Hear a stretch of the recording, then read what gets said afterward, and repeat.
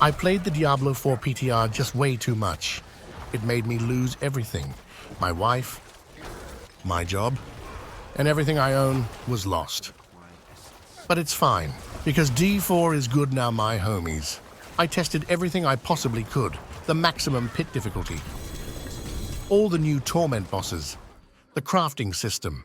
Took a short break, then I tested some more.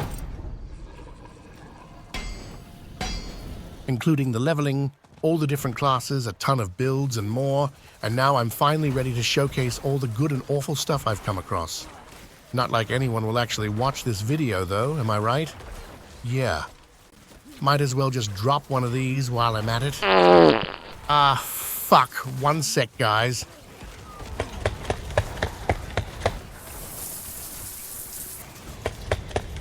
Alright, I'm back. Let's take a look at the PTR now. I'll focus on the things that I haven't already seen other high-quality content creators cover. This will be a chill one, so just lean back, relax, and we'll go through everything with ease. And first, we have the pit. This bumhole-looking thing. Enter the bumhole, and you end up in a new dungeon called Artifire's Realm. Now guys, I need to be honest. This thing's fucking lit. I think Blizzard nailed copy-pasting greater riffs from Diablo 3, because this one was addicting as hell. Now, while this one was a banger, there are a few things that needs to be changed. Firstly, it caps out at tier 200. This was on easy mode for a lot of decent builds, and was even clearable by shitty ones. Considering we already have tier 100 nightmare dungeons and the gauntlet, this needs to scale way higher. The damage the enemies dealt also stops scaling after tier 100. If you played Diablo 4 before they released seasonable content, I'd say that the old Nightmare tier 100 dungeons was still more difficult than this, which is a bummer, and I'd strongly suggest scaling them way higher. While some content creators suggest making it scale infinitely, I'm more interested in a finite scaling of difficulty, as that can drive the sense of accomplishment if you finally manage to clear that highest difficulty. It should definitely be tough as shit, but if we scale it to infinity, then there's no goal to achieve and nothing to hunt for, rather than just pushing for the lulz. I'd also like to see leaderboards added. People may say that 99% of gamers won't ever use the leaderboards, which is true, but it's still enjoyable to watch. And also, one thing that sucks is that if you die, you return to a random location and can't see the portal that is supposed to take you to the next level, Ilio Mao. Alright, and next we have Helltides. The changes done to Helltides were absolutely amazing. Whenever Season 4 drops, make sure to start using Helltides to level up, because you won't regret it. The only feedback I have here is that I'd like the enemies to stay above or the same level as they do in the higher tiers. Because if you didn't know, you'll otherwise get an experience penalty. At least do this in World Tier 2. World Tier 1 can be for the shitty noob gamers. Leave World Tier 2 and above for the Pergaminggames gigachads. One part that I especially enjoyed is this dickworm spitting out zombies at me. Absolutely hilarious and also awesome. And a bit disgusting, but in a good way. Another massive change coming in Season 4 is the Itemization Changes. Overall, I think that these are great. But there are some dogshit mechanics, so let's talk about them.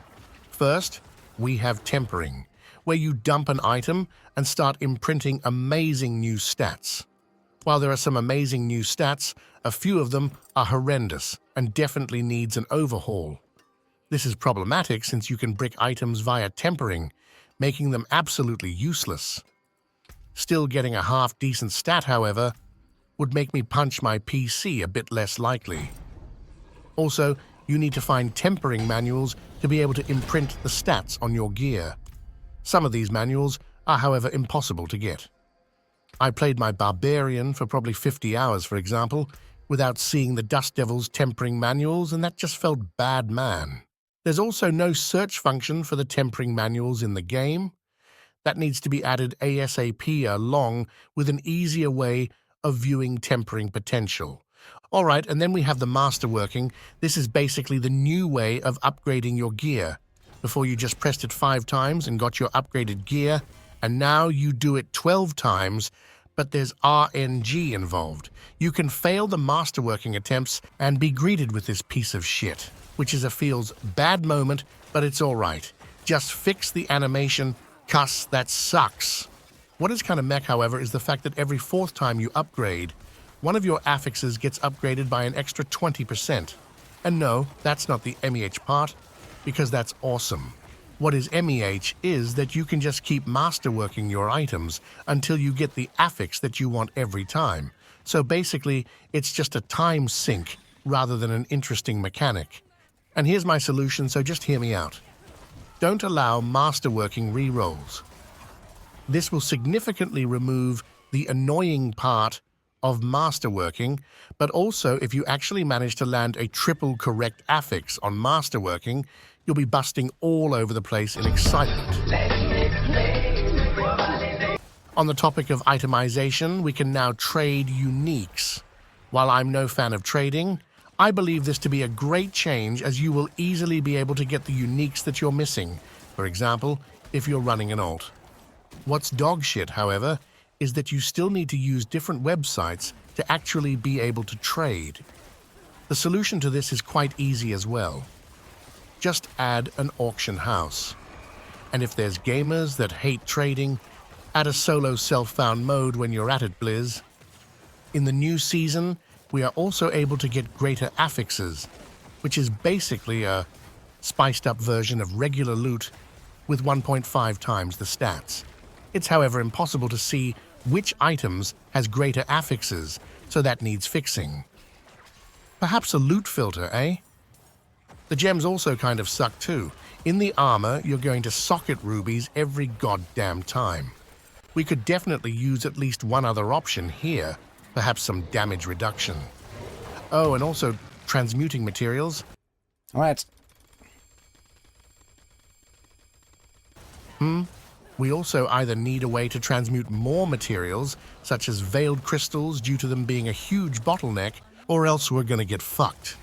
Before I'm done with the itemization, I'd also like to throw a shout out to whoever is making the new unique items. Some of these are fucking badass. For example, the new Uber unique, that is basically an artillery shrine. Sure, it may not be dealing great damage, but it's enough to just delete everything in Helltides, for example. The new rogue ring is hecking awesome as well. The Scoundrel's Kiss. Taking your typical rapid fire and turning into a piss-shooting machine. And we can't forget Fractured Winterglass either. Spawning random conjuration spells as you're throwing out frozen orbs. As a sorcerer, all of these items are excellent, simply making the game more fun. It does, however, lead me into the topic of bloat. If you've ever played Path of Exile, for example, you know what bloat is. It's when you have so much shit in the game that you don't know what the hell is going on. While I do thoroughly enjoy all of these new aspects and uniques entering the game, we will probably have to delete some of the shitty ones in the future, or else we'll get overwhelmed with new stuff. These aspects could then return reworked in the future, for example. Alright, that's the itemization. Let's take a look at the new Uber bosses, aka Torment bosses now. I think Blizz nailed it with these ones. While some content creators want these to be more difficult, that's actually just fucking stupid. Yes, these bosses are easy if you play a bugged build hitting for billions, which most likely won't be the case in the new season if Blizzard fixes these bugs and lowers the damage of some other builds. What needs to change, however, is the rewards. Killing your first tormented boss drops a resplendent spark, which is good and all, but what am I supposed to do with that, except for shoving it up my asshole? One spark needs to drop from every boss, and to not incentivize boosting, just make it so that you need to kill the boss solo for it to drop. The bosses also drops 5 times the items a normal Uber boss would, but they also require 5 times the materials. And they don't even drop 5 times the Duriel mats, for example, making these bosses absolutely useless to kill as they take a goddamn long time to kill unless you're playing a bugged build. And when it comes to our favorite Uber boss, Lilith, of course, now this is pure useless. As it currently stands, she doesn't drop anything of value and also is incredibly easy. She definitely needs more health and also more loot. That's the Uber bosses. Next on the agenda, we have Nightmare Dungeons and leveling. Nightmare Dungeons are pretty much useless in World Tier 3 now when we have the new Helltides.